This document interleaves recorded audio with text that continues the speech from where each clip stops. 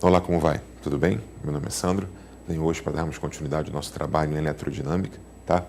Trago hoje aqui um exercício bem interessante sobre o aspecto de se fazer uma miscelânea, digamos assim, de vários tópicos que já estudamos, todos envolvidos numa mesma questão. Temos aqui um gerador não ideal, amperímetro, voltímetro e uma chave que pode conectar o circuito elétrico em um ou em dois, tá? Então vamos lá, uma questão. No circuito abaixo, o gerador tem força eletromotriz, a FEM. Essa aqui é a letra que representa a FEM, 18 volts, ok? E a resistência interna desse mesmo gerador, no ideal, vale 1,5 ohms. Bem, aí ele colocou o circuito aqui, como eu falei antes, de novo, o perímetro, voltímetro, gerador e essa chave, que pode conectar em um ou em dois, e ele faz aqui essa observação dizendo que o amperímetro A e o voltímetro V, eles são ideais, tá? Então, para o contexto do nosso ideal para o voltímetro, é que a resistência do amperímetro tende a zero, é desprezível, e a resistência do voltímetro extremamente alta, tende ao infinito, e onde ele está ligado não há circulação de corrente, justamente por ter uma resistência muito alta e impedir a passagem da corrente no ramal onde ele se encontra conectado, ok? Bom, e aqui vem, então, o comando dessa questão. Na letra A ele quer, estando a chave C, essa chave C aqui, ligada em 1, ele quer saber qual vai ser a leitura desse amperímetro, ok? E na letra B, estando a chave ligada no ponto 2, está na posição 2, ele quer saber qual vai ser a leitura feita pelo voltímetro. Tudo bem, tá aí? Bem, agora eu peguei aqui, no contexto do item A, onde ele pegou a chave e conectou na posição 1, nesse ponto que eu chamei de 1, tá? E ficou dessa forma o meu circuito elétrico, ok? A parte do ramal que tem voltímetro não me interessa porque não circula corrente por ali, tá?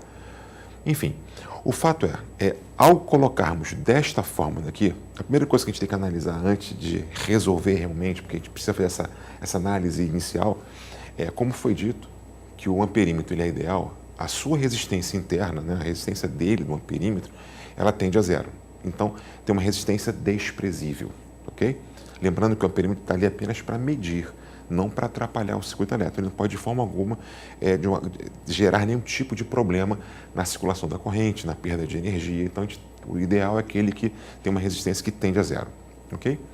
Bom, se isso aqui realmente tem uma resistência nula, se eu chamar esse ponto aqui, que eu destaquei já aqui, de B, e esse ponto aqui embaixo de C, a princípio, você olhando nessa linha aqui, nesse ramal, existe uma DDP, porque tem um gerador aqui, não é verdade? Só que, se você analisar por aqui, C e B são pontos equipotenciais, porque não há perda de potencial, porque a resistência desse amperímetro tende a zero, é desprezível, então não tem perda de potencial ali. Consequentemente, eu posso falar que C e B são pontos que têm potenciais iguais.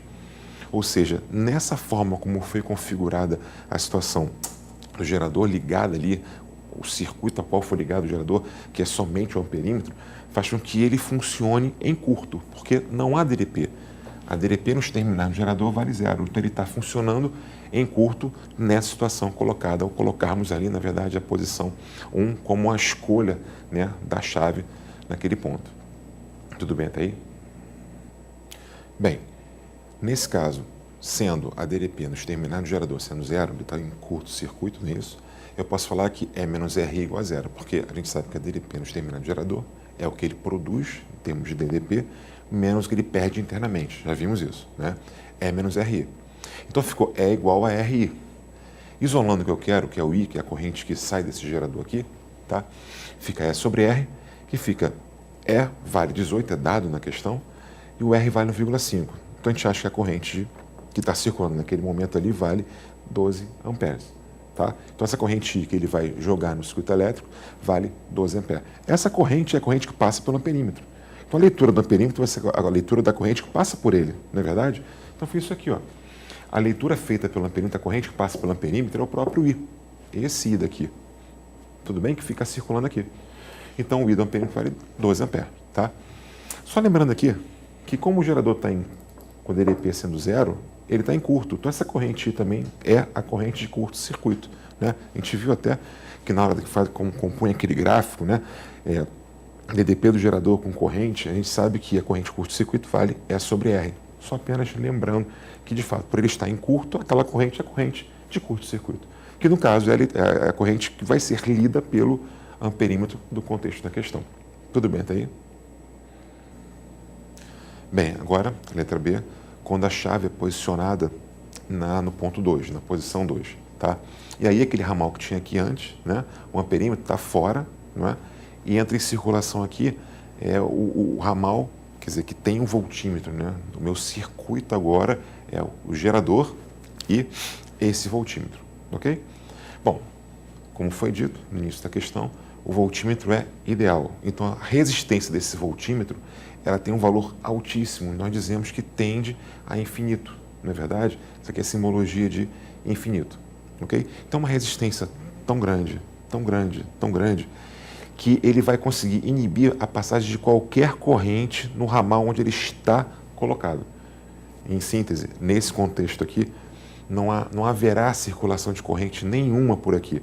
Quer dizer, esse gerador não vai estar conseguindo jogar corrente para cá, porque o voltímetro não deixa, ele vai impedir que essa corrente circule por aqui, ok? Então a corrente ali, a princípio existia ali, não mais vai existir, porque o voltímetro vai inibir a passagem de corrente, o ramal que ele está, que é o ramal onde está também o meu gerador, é uma coisa só. Então ali não haverá circulação de corrente. Tudo bem até aí? Bem, então a DDP nos terminados do gerador, a gente já sabe que tem essa formatação aqui, E menos RI, que no caso o I vale zero. Então a DDP nos terminados do gerador seria o do gerador, a eletromotriz menos a resistência interna vezes a corrente que vale zero. Então essa parcela aqui some. Então ficou que a DDP nos terminados do gerador é a própria eletromotriz, ok?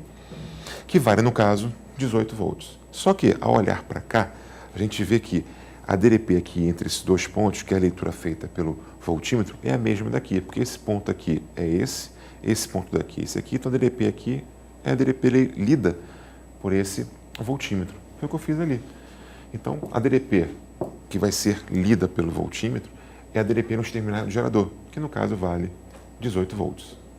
Tá ok? Essa questão é interessante porque ela bota uma situação singular de você analisar um circuito quando não tem, na verdade, vários resistores, um trecho de uma malha elétrica, enfim, é apenas um gerador, que no caso um gerador não é ideal, ligado em um momento a um amperímetro e em um outro momento a um voltímetro. É interessante para poder entender na situação de ser ideal tanto o amperímetro quanto o voltímetro, as suas singularidades e o que eles vão, na verdade, gerar ao estarem ligados diretamente no circuito elétrico.